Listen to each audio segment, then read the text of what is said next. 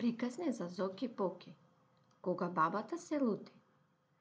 Еднаш баба му се налути на Зоки.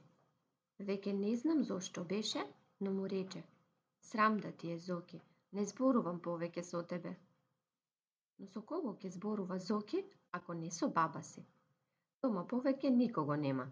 Тато и мама се на работа, Лидија в градинка. Тој се замисли. Ами, ако те насмеам, бабице, и тогаш ли нема да зборуваш со мене? Не, рече баба му, нема да ме насмееш. Тогаш Зоки ја зеде вазната и ја стави на глава, па рече: Гледај, бабице, нели сум смешен? Бабата го погледна, но не се насмеа.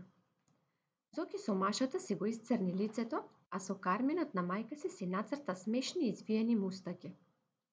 Бабата пак не се насмеа. Тогаш Зоки отиде во бањата, ја зеде четката за пајажина, ја стави под мишка и почна важно да шета по собата.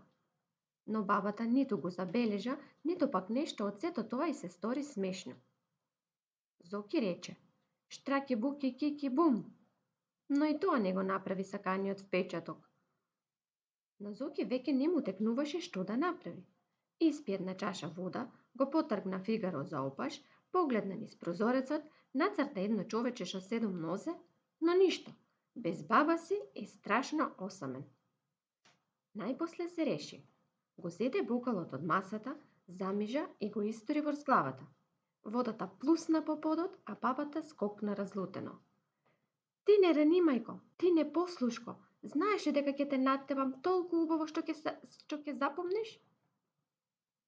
Но Зоки дори сега среќен беше подготвен на се. Ако, бабице, ако, натепај ме, убаво натепај ме, само те молам, зборувај ми. Не можам кога не ми зборуваш.